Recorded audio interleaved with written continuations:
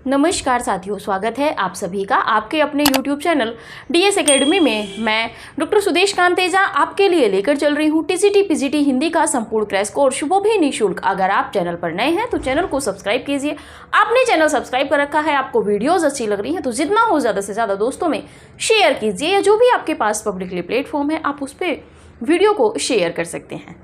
जो कैंडिडेट हमसे नए जुड़ रहे हैं, प्रयास कीजिएगा, तैयारी को बेहतर करना चाहते हैं, आगामी आने वाली परीक्षाओं में आप अपनी एक जीत या एक सीट सुनिश्चित करना चाहते हैं तो कोशिश कीजिएगा थोड़ा सा कि प्लेलिस्ट बनी हुई है, आप क्लास संख्या 1 से देखिएगा। उसी के साथ में जो कैंडिडेट हमारे व्हाट्सएप ग्रुप से ज्वाइन होना चाहते हैं, डिस्क्रिप्शन में लिंक दे रखा है, आप हमारे व्हाट्सएप ग्रुप से भी ज्वाइन हो सकते हैं रिक्वेस्ट भेज के। व्हाट्सएप ग्रुप का उद्देश्य मात्र इतना है कि यहाँ पे जैसे कि आप अभी देख रहे होंगे रीति मुक्त कवियों में हम घनानंद को पढ़ेंगे, तो उनकी जो पंक्तियाँ रहेंगी परीक्षा उपयोगी और उनके संबंध में जो इतिहासकार हैं जैसे कि आपके डॉक्टर बच्चन सिंह, नगेंद्र शुक्ल या और आलोचक हैं, उनके जो कथन रहेंगे घनानंद के विषय में या और कवियों के विषय में, वो PDF के माध्यम से, हैंड रिटन नोट्स के माध्यम से PDF के रूप में हम आपको व्हाट्सएप ग्रुप में प्रोवाइड कराते हैं। इतना मात्र व्हाट्सएप ग्रुप का उद्देश्य है। या कोई क्लास अपलोड होगी कि नहीं होगी, ये सूचना इस तरह की दी जाती रहती हैं। और बीच बीच में जैसे कोई नए क्वेश्चन होते हैं, किसी पुस्तक की कोई भूमिका में या कहीं कोई अच्छा कोट होता है जो परीक्षा उपयोगी होता है, वो हम व्हाट्सएप ग्रुप में प्रेषित करते रहते हैं। और जैसा कि हम इतनी मेहनत कर रहे हैं, आपने इससे पहले वीडियो में हम देख रहे हैं कि हिंदी साहित्य के इतिहास से एक क्रमबद्ध रूप में हम आपको क्लासेस दे रहे हैं। अभी तक ऐसा किसी ने नहीं किया है कि आपको क्रमबद्ध रूप से पूरी क्लासेस निःशुल्क दी हो और विधिवत रूप से एक एक शब्द आपको लिखवा के समझाया है। उस तरीके से हमें फीडबैक थोड़ा कम मिल रहा है। आप अपनी प्रतिक्रिया बढ़ाइए। आप जब क्लास लेने के लिए आते हो तो देखिए, क्लास जैसे ही अपलोड होती है वैसे ही आप नोटिफिकेशन देख के चेक करते रहा कीजिए। उसी के साथ में आपने जैसे ही क्लास ली, क्लास लेने से पहले क्लास को लाइक कीजिए, उसके बाद आप पूरी क्लास देखिए। जो भी आपको उचित कमेंट लगता है आप कर सकते हैं। कई बार क्या होता है कि अभी हम 3 क्लासेस दे रहे थे, बीच में हमें फीडबैक कम मिला, इसी की वजह से क्लासों की संख्या घटा दी गई। आप जैसा हमें फीडबैक देंगे वैसे ही हम क्लासेस बढ़ाएंगे। हम खुद चाह रहे हैं कि अभी जैसे ही आपका रीतिकाल समाप्त होता है, उसके बाद में जब हम आधुनिक काल में प्रवेश करेंगे तो आधुनिक काल इतना धमाकेदार हम आपको पढ़ाएंगे कि आपने पढ़ा नहीं होगा। जैसे आप लोगों की कमेंट आ रही थी कि मैम आधुनिक काल पढ़ाइए, आधुनिक काल से बहुत प्रश्न आते हैं, तो ये सब चीज़ें हम बहुत विस्तृत पढ़ाएंगे। हम कहते नहीं हैं, करके दिखाते हैं। ये आप हमारी शुरू से जो हमारे साथ कैंडिडेट जुड़े हुए हैं या जो नए कैंडिडेट जुड़ते हैं वो भी इस चीज़ को देखते होंगे कि हम कहते नहीं हैं, करके दिखाते हैं। वास्तव में ही कि जो भी किसी कवि को हम पढ़ाते हैं, जिस कवि को या उस कवि की किसी रचना को पूरा निचोड़ हम आपको दे देते हैं, जहाँ से हमें लगता है कि इस कवि की इस रचना की भूमिका से या वर्ण्य विषय से प्रश्न बन सकता है, तो वो हम लिखाते हैं। अध्यायों से प्रश्न बन सकता है, अध्यायों का नाम क्या है, जहाँ से भी प्रश्न बनता है वो सब हम आपको लिखाते हुए चल रहे हैं। तो ठीक है, आप थोड़ा सा फीडबैक अपना बढ़ाइए। चलिए बात करते हैं। आज हम बात करेंगे रीति मुक्त कवियों की। रीति मुक्त कवि डेफिनेशन आप जो पुरानी क्लासेज हैं आप उनमें देखिएगा। रीतिबद्ध, रीति सिद्ध और रीति मुक्त काव्य की जो रीतिकालीन काव्य की जो काव्य धाराएं हैं, जो प्रवृत्तियों के आधार पर जो विभाजन किया गया था रीतिकाल का, उनका हमने उसमें डेफिनेशन आपको बिल्कुल स्पष्ट से क्लियर करी है। चलिए फिर भी बता देते हैं। यहाँ पे आज हम पढ़ेंगे रीति मुक्त कवि।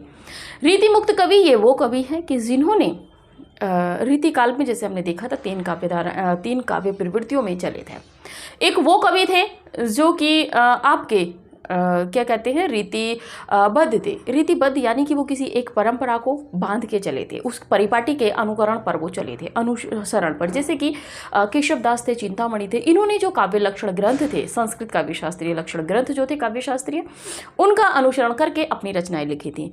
बात कर ले रीति सिद्ध कवियों में, तो ये वो कवि थे जैसे कि आपके बिहारी हैं, जिन्होंने जो रीतिबद्ध यानी कि जो काव्य शास्त्रीय जो ग्रंथ थे उनको पढ़ा, समझा, लेकिन जो रास्ता था वो अपने अनुसार बनाया था। वो कवि रीति सिद्ध कवि थे।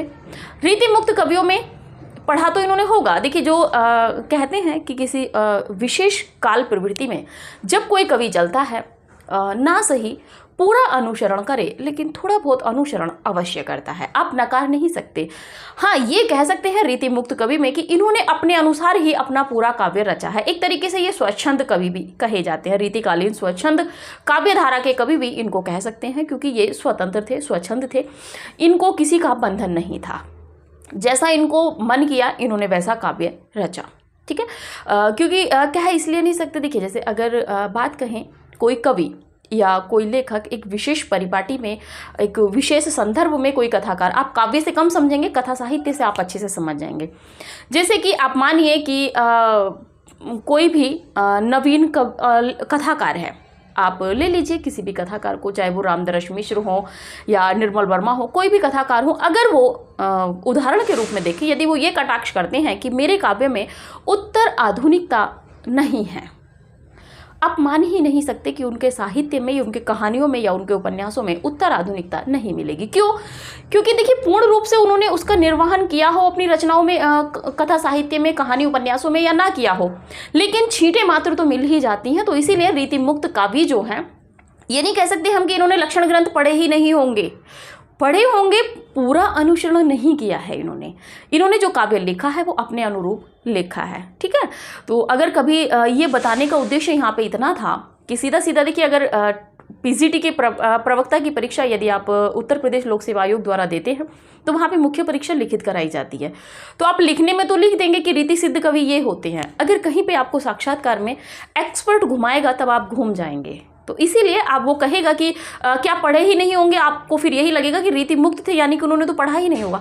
पढ़ा भी है, कहीं ना कहीं थोड़ा बहुत अंश लिया भी है, लेकिन पूर्ण रूप से ये स्वच्छंद वादी जो कवियों में आएंगे, रीतिकालीन कवियों में आएंगे। ठीक है, चलिए बात करते हैं इनके काव्य की। आज हम देखेंगे रीति मुक्त कवि में घनानंद को। आनंद घन कहिए, घन आनंद कहिए या घन आनंद कहिए। इनका जन्म 1673 ईस्वी में बुलंदशहर उत्तर प्रदेश में हुआ था। 1673 में बुलंदशहर उत्तर प्रदेश में। निधन की बात करें तो 1761 ईस्वी वृंदावन में हुआ था। ये जाति से कौन थे? तो ये कायस्थ थे। रीति मुक्त काव्यधारा के ये सर्वश्रेष्ठ कवि माने जाते हैं। किस काव्यधारा के? तो रीति मुक्त काव्यधारा के सर्वश्रेष्ठ कवि माने जाते हैं। हमने कहा है कि प्रतिष्ठित कवि जिनको बोला जाता है, तो आपके घनानंद रहेंगे रीति मुक्त के, रीति सिद्ध के बिहारी रहेंगे, और रीतिबद्ध के अगर आप देखेंगे तो केशव हैं, चिंतामणि हैं, ये रहेंगे। इनके इष्ट यानी कि जिनका इन्होंने इनके जो इष्ट यानी कि देवता के रूप में जो रहे हैं, उसमें इन्होंने अपने पदों में एक नाम का सृजन किया है, और वो नाम है सुजान।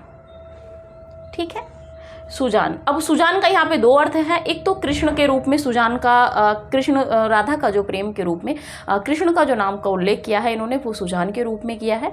और दूसरा है सुजान नामक नर्तकी। एक नर्तकी थी, बता दें थोड़ा सा, ये उस पर बहुत ज़्यादा आसक्त थे, यानी कि ये उससे प्रेम करते थे। ये उससे जब प्रेम करते थे, और इन्होंने ये जैसे मोहम्मद शाह रंगीला के उसमें दरबार में रहते थे, तो वहाँ के जो दरबार में और कवि रहते हैं, जब जनता थी, उन सब लोगों को पता चला कि घनानंद सुजान नर्तकी से प्रेम करते हैं। अब वहाँ उड़ने लगी, राजा को बताया गया। आपको पता है कि कोई एक यथार्थ है कि कोई अपने दुख से परेशान नहीं होता, दूसरे के सुख से परेशान होता है, ये वास्तविक बात है। तो उसमें क्या हुआ कि इन्होंने जाके राजा से कहा कि ऐसे ऐसे बात है, क्योंकि राजा की नर्तकी थी भाई, गणिका थी। अब राजा से कहा गया तो राजा ने कहा नहीं, ऐसा मैं विश्वास नहीं करता। उन्होंने फिर बुलाया घनानंद को बुला के काव्य पाठ के लिए कहा, तो घनानंद काव्य पाठ नहीं किए। उन लोगों ने फिर राजा को चढ़ाया कि आप सुजान को बुलाइए, तब जो घनानंद है वो काव्य पाठ करेंगे, जो भी पद सुनाएंगे वो तब सुनाएंगे। नर्तकी को बुलाया गया, और घनानंद ने क्या किया कि नर्तकी की तरफ, सुजान की तरफ मुख करके और राजा की तरफ पीठ करके वो पद गाने लगे। राजा को ये चीज़ आश्चर्यचकित लगी, मतलब एक तरीके से उनको क्रोध आया कि भाई मैं दरबार का, मतलब मैं राजा हूँ इस राज्य का, उसके बाद में इस घनानंद की इतनी औकात कि मेरी तरफ को पीठ कर ली। अब इस बात को लेके इनको फिर देश निकाला कर दिया था। देश निकाला का जब इनको आदेश दिया तो इन्होंने सुजान से कहा कि चलो प्रिय चलो, लेकिन उसने मना कर दिया। वहीं से इनका विरह हो गया। इसी के बाद में इन्होंने विरह वारिश इस तरीके की रचनाएं लिखी हैं। और वहीं से इन्होंने जो सुजान था वो सुजान शब्द का प्रयोग किया है। अब वो शब्द दो अर्थों में प्रयोग हो जाता है, कृष्ण के रूप में भी और नर्तकी जो थी सुजान उसके नाम के रूप में भी। ठीक है, तो देखते हैं। तो यहाँ पे नर्तकी सुजान भी है और कृष्ण भी है, दोनों रूपों में सुजान का प्रयोग इन्होंने किया है। ये निम्बार्क संप्रदाय के वैष्णव मतावलंबी में दीक्षित थे। ठीक है, यहाँ से जब इनको देश निकाला कर दिया मोहम्मद शाह रंगीला ने, तो उसके बाद ये वहाँ पे चले गए थे, वृंदावन जब चले गए तो वहाँ पे इन्होंने ये वैष्णव निम्बार्क संप्रदाय में दीक्षित हुए थे। ये मुगल बादशाह मोहम्मद शाह रंगीला के आश्रय में रहते थे। ठीक है, प्रमुख रचनाओं में देखें तो कोकशार है, महत्वपूर्ण है, कृपा कांड महत्वपूर्ण है, सुजान सागर नाम से प्रतीत होगा, पकड़ ले जाएंगे, विरह लीला। देखिए जब प्रेमिका से विरह हुआ तो उसके पदों का इन्होंने विरह लीला के नाम से लिखा है। वियोग वेली यानी कि एक वियोग में बेली, एक लंबी रीति इनको कष्टदायी लगी, वियोग वेली। इश्क लता, इश्क की लता भी इन्होंने लिखी भाई, अब विरह में है तो उसी के अनुसार लिखेंगे, आप समझ सकते हो। रस केलीवल्ली, सुजान हित प्रबंध महत्वपूर्ण है, कृपा कांड निबंध, यमुना यश, प्रीति पावस, पदावली बहुत महत्वपूर्ण नहीं है, प्रकीर्णक, प्रेम सरोवर, प्रेम पद्धति, गिरि पूजन, दान घटा, ये सब इतनी महत्वपूर्ण नहीं है, लेकिन आप इनको पढ़े रहिएगा। पढ़नी आपको इसलिए पढ़ेंगे क्योंकि ये सारे इतिहास ग्रंथों का निचोड़ हम आपसे बताते हैं कि महत्वपूर्ण जो इतिहास ग्रंथ हैं उनका निचोड़ हम आपके लिए लेके चल रहे हैं, तो वहीं पे ये सब अंकित हैं। शुक्ल जी, बच्चन जी, नगेंद्र जी, अब किस इतिहास में कौन सी रचना है, यहाँ से भी प्रश्न बन सकता है, मतलब ये तो प्रश्न बनेगा ही कि किसकी रचना है। ठीक है, बात कर लेते हैं विरह लीला की। विरह लीला फारसी छंदों में रचित है, इसकी भाषा ब्रज भाषा है। देखिए महत्वपूर्ण है थोड़ी सी विरह लीला, क्यों? क्योंकि विरह लीला जो है ये फारसी छंद, इसमें जो है फारसी छंद है, और भाषा की यदि बात करें तो ये ब्रज भाषा में रचित है। घनानंद की रचनाओं का सर्वप्रथम प्रकाशन महत्वपूर्ण है, किसने? भारतेंदु हरिश्चंद्र ने सुंदरी तिलक नाम से करवाया था, ये महत्वपूर्ण है। सुंदरी तिलक नाम से घनानंद की रचनाओं का सर्वप्रथम संपादन किसने करवाया था? तो आपके आधुनिक काल के एक युग प्रवर्तक हुए हैं भारतेंदु हरिश्चंद्र, उन्होंने करवाया था। आप स्क्रीनशॉट लीजिए, इसके बाद आगे इनके काव्य से संबंधित तथ्यों को जानते हैं।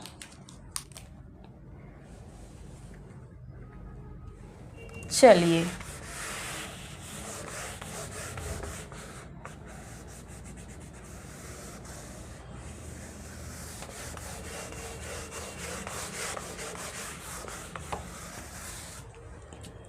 आगे बात कर लेते हैं घनानंद की कविताओं को, घनानंद की कविताओं को संग्रहित कर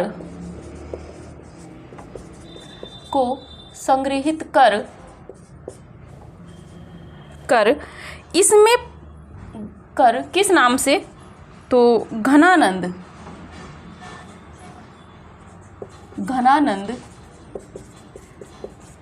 कवित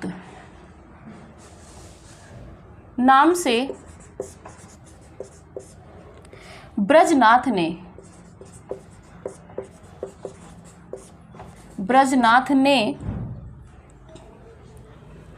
उनके लगभग, ब्रजनाथ ने इनके यानी कि घनानंद के इनके लगभग 508 कवित्त सवैये छंद, 508 कवित्त सवैये छंद संकलित किए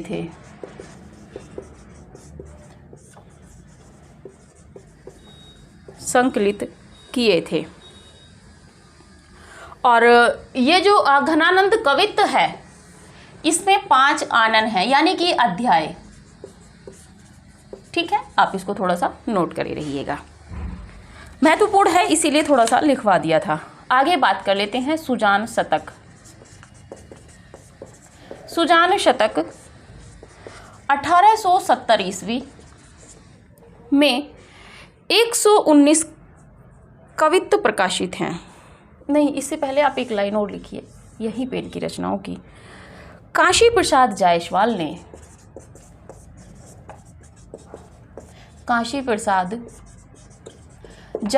ने 1907 में 1907 ईस्वी में वियोग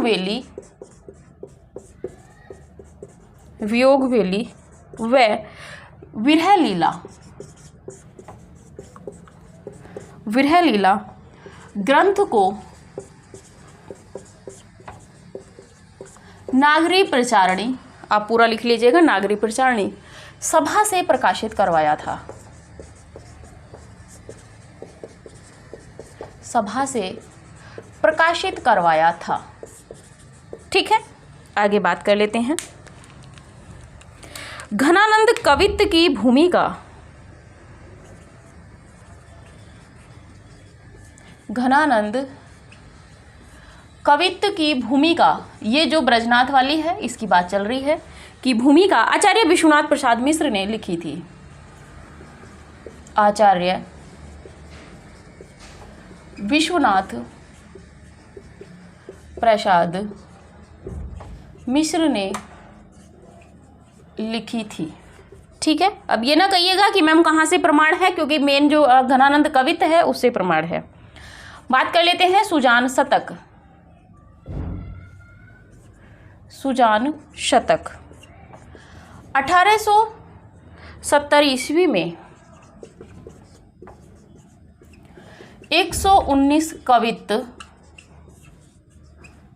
प्रकाशित हुए हैं।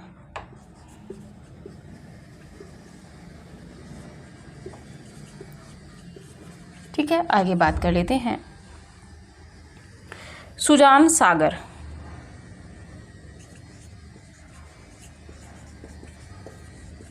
सुजान सागर 1897 ईस्वी में, सुजान सागर में घनानंद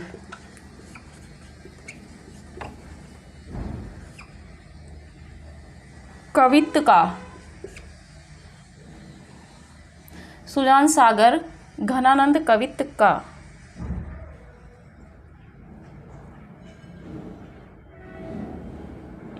सुजान सागर के नाम से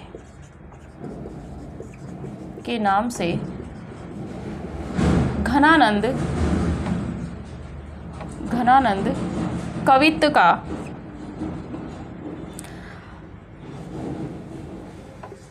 जगन्नाथ दास रत्नाकर ने छपवाया था। यानी कि ये जो सुजान सागर है, ये घनानंद कवित्व के जो पद हैं उनको सुजान सागर के नाम से 1897 ईस्वी में ये जगन्नाथ दास रत्नाकर ने इसको प्रकाशित करवाया था।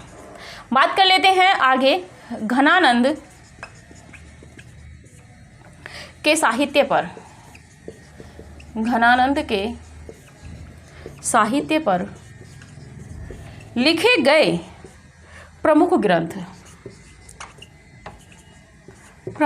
ग्रंथ जो महत्वपूर्ण हैं उनको देखते हैं थोड़ा सा। पहला है घनानंद कवित्व।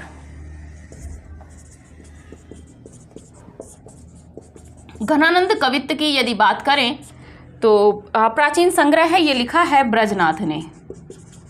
ठीक है, दूसरे नंबर पे बात कर ले तो घनानंद ग्रंथावली।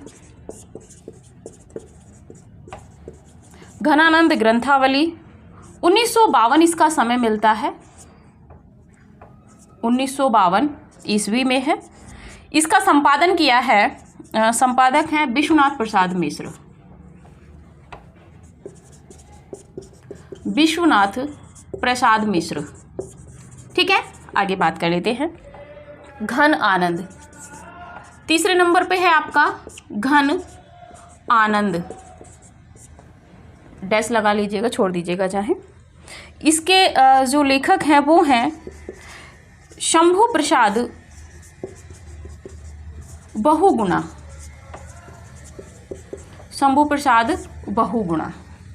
फोर्थ नंबर पे बात कर लेते हैं घनानंद और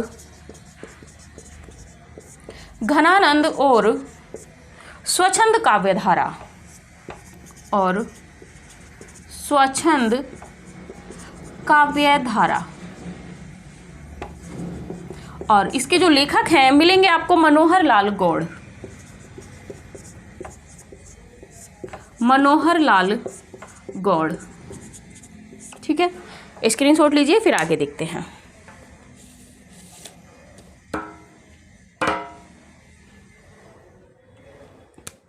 बात करते हैं घनानंद की कविताओं को संग्रहित कर। घनानंद कवित, घनानंद के जो भी पद हैं, जो भी रचनाएं हैं, उनको एक जगह संग्रहित कर।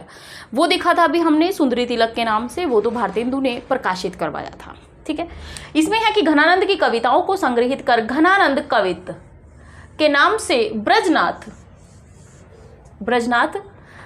ने इनके लगभग 508, कहीं पे 500 भी मिलते हैं। देखिए, जब मूल प्रति थी, जो मूल प्रति है घनानंद कवित, उसमें शुरू में 500 ही पद थे। 500 के बाद में 505 हुए, फिर 507 और अब 508 उसमें मिलते हैं। और ये जो विश्वनाथ प्रसाद मिश्र हैं, इन्होंने जब इसकी भूमिका लिखी थी तो उस भूमिका में इन्होंने इसको दिया हुआ है। ठीक है, वैसे आप 508 ही रखेंगे, विकल्प में 508 है तब आप 508 लगाइएगा। अगर इसमें 500 होता है इसकी जगह पे, तब आप यहाँ पे 500 भी सही करेंगे। ठीक है, वैसे इतना विस्तृत जाएगा नहीं, क्योंकि जब भी जो प्रश्न बनता है वो अंतिम जो नवीन करके आता है उसी के आधार पर होता है। तो अभी जो नवीन संस्करणों में हमने देखा था, विश्वनाथ प्रसाद मिश्र ने जब इसकी भूमिका लिखी है तो उसमें 508 ही कवित्त हैं। ठीक है, सवैया छंद संकलित किए थे और इसमें 5 आनन है, यानी कि अध्याय। यहां से प्रश्न बन सकता है घनानंद कवित्त में कितने अध्याय हैं। देखिए, एक्सपर्ट बहुत आगे की सोचने लगा है, वो सीधे सीधे आपसे कोकशार, इश्कलता, विरहवेली, कृपाकांड, इनसे प्रश्न नहीं बनाएगा, इनसे प्रश्न बहुत कम बनाएगा। लेकिन इनकी जो ग्रंथावली है, जो नवीन शोध हो रहे हैं, यहाँ से प्रश्न बनाएगा। ठीक है, तो कितने अध्याय हैं इसमें? 5 अध्यायों का नाम क्या है? आनन। ठीक है, काशी प्रसाद जायसवाल ने 1907 ईस्वी में वियोगवेली व विरह लीला ग्रंथ को नागरी प्रचारणी सभा से प्रकाशित करवाया था। देखिए, यहां से प्रश्न बनेगा, काशी प्रसाद जायसवाल ने घनानंद के किन 2 ग्रंथों का या निम्नलिखित में से किस ग्रंथ का प्रकाशन नागरी प्रचारणी सभा काशी से कराया था? तो आपके 2 ग्रंथ हैं, वियोगवेली और विरह लीला। ठीक है, आगे बात करते हैं। घनानंद कवित्त की भूमिका आचार्य विश्वनाथ प्रसाद मिश्र ने लिखी। भूमिकाओं से बहुत प्रश्न बनते हैं, अभी जब आधुनिक में चलेंगे तब बताएंगे कि किसकी भूमिका किसने लिखी है। ठीक है, लेकिन यहाँ पे जितना मिल रहा है उतना बहुत पर्याप्त है। आप इससे विस्तृत अगर आप जाएंगे तो आप उलझ जाएंगे। ठीक है, आगे बात कर ले। और नहीं बढ़ना, हमारे पास तो इतना था कि हम भूमिका में से भी 20 से 25 क्वेश्चन कोटेशन आपके लिए ले आते, लेकिन वो महत्वपूर्ण नहीं है, क्योंकि हर कोई बच्चा घनानंद कवित्त नहीं खरीद सकता, हर कोई बच्चा घनानंद कवित्त को नहीं पढ़ेगा, क्योंकि सिलेबस में है ही नहीं। हायर के सिलेबस में है तो वो हायर के हिसाब से है, आपसे टीजीटी पीजीटी के हिसाब से इतना मतलब अंदर जाके प्रश्न नहीं करेगा। जितना बना सकता है उतना आपको दिया जा रहा है। अगर आप इतने को पढ़ लेते हैं, मूल किताबें या सहायक किताबें आप रख के अपना पढ़ लेते हैं, तो आपका लक्ष्य इस बार पूर्ण हो जाएगा। ईमानदारी से आपको लगे रहना पड़ेगा। ठीक है, तो घनानंद कवित्त की भूमिका किसने लिखी है? तो ये आचार्य विश्वनाथ प्रसाद मिश्र ने लिखी है। सुजान शतक 1870 ईस्वी में 19 कवित्त इसके प्रकाशित हुए हैं। कितने? सुजान शतक के कितने? 1870 ईस्वी में 119 कवित्त प्रकाशित हुए हैं। सुजान सागर की बात करें तो जो सुजान सागर है ये 1897 ईस्वी के, ठीक है, ईस्वी में इसका क्या हुआ है, थोड़ा सा ये उल्टा लिखा गया है, आप इसको समझ लीजिएगा, एक लाइन में समझा देती हूँ। घनानंद कवित्त, घनानंद कवित्त का, ये है घनानंद कवित्त का सुजान सागर 1897 ईस्वी के नाम से जगन्नाथ दास रत्नाकर ने इसको छपवाया था या प्रकाशित करवाया था। कब? 1897 में। किसके? घनानंद कवित्त का संपादन किस नाम से कराया था? सुजान सागर के नाम से। किसने? जगन्नाथ दास रत्नाकर ने 1897 में। ठीक है, स्पष्ट हुआ होगा। बात कर लेते हैं घनानंद के साहित्य पर लिखे गए प्रमुख जो ग्रंथ हैं, यानी कि जो आलोचनात्मक ग्रंथ हैं। पहला है आपका घनानंद कवित्त, ब्रजनाथ ने लिखा है, सबसे प्राचीन है। इनके जो पद हम देंगे आपको वो पीडीएफ में है। घनानंद ग्रंथावली 1952 ईस्वी में ये लिखी है। इसके जो संपादक हैं विश्वनाथ प्रसाद मिश्र है, महत्वपूर्ण है। देखिए, ब्रजनाथ का आप सब जानते हैं, लेकिन दूसरे से प्रश्न बन जाएगा। घनानंद शंभु प्रसाद बहुगुणा, आप पढ़ के निकल जाइएगा, हो सकता है विकल्प काटने में आपको सहायता करें। घनानंद और स्वच्छंद काव्यधारा मनोहर लाल गौड़, ये थोड़ी सी आलोचनात्मक है, नवीन शोध हुआ है, तो यहाँ से प्रश्न बन सकता है। स्क्रीनशॉट लीजिए, 2-3 कथन हैं, इनके विषय में देख लेते हैं यहीं पे।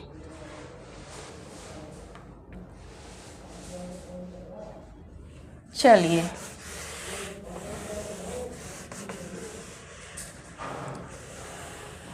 देखिए विस्तृत पढ़ना अच्छी बात है, लेकिन इतना भी विस्तृत ना पढ़िएगा कि पता चले कि जो सरल थे उनको तो भूल ही गए। ठीक है, इसीलिए जितना पढ़ाया जा रहा है टीजीटी पीजीटी के अकॉर्डिंग पर्याप्त है, क्योंकि मूल किताबों का ही संकलन यहाँ पे आपको मिल रहा है। बात कर लेते हैं एक कथन की, थोड़ा सा कथन है ये। साक्षात रसमूर्ति और बाकी के जो कथन है वो आपको पीडीएफ में मिलेंगे। ब्रज भाषा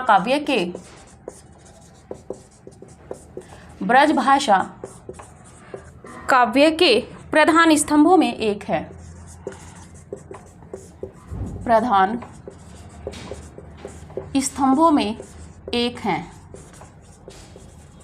और ये जो कथन है, ये कथन है आचार्य रामचंद्र शुक्ल। ठीक है, अगला कथन देख लेते हैं। ये वियोग श्रृंगार, ये वियोग श्रृंगार प्रधान मुक्तक कवि हैं। मुक्तक कवि हैं। और ये भी जो कथन है, ये भी कथन आचार्य शुक्ल का है। आचार्य शुक्ल ही लिख लीजिएगा आप। ठीक है, दोनों कथन उन्हीं के हैं। अगली बात कर लेते हैं प्रेम मार्ग का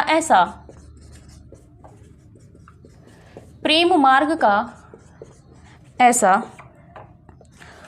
प्रवीण और धीर पथिक तथा जवादानी का ऐसा दावा रखने वाला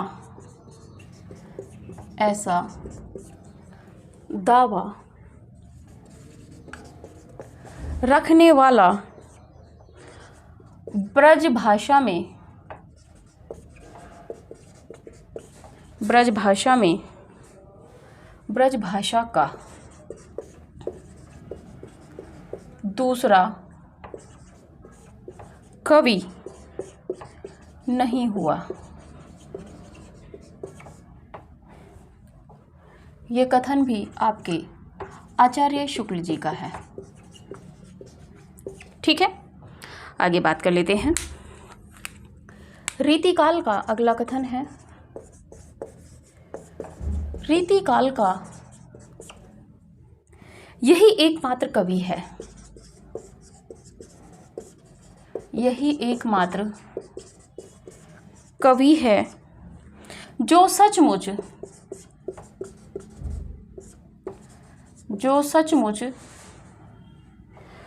अपनी निजी पीड़ा पर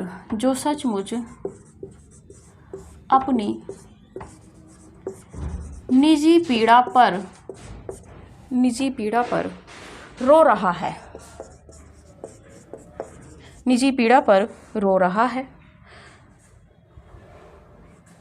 किराए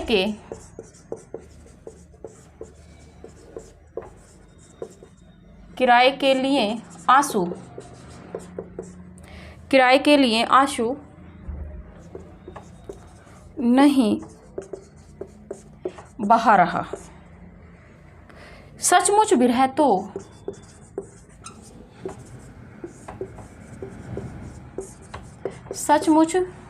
तो घनानंद की पूंजी ठहरा। सचमुच विरह तो घनानंद की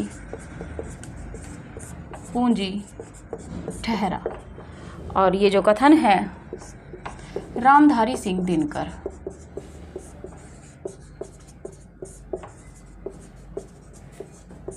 ठीक है, स्क्रीनशॉट लीजिए, आगे विश्लेषित करते हैं।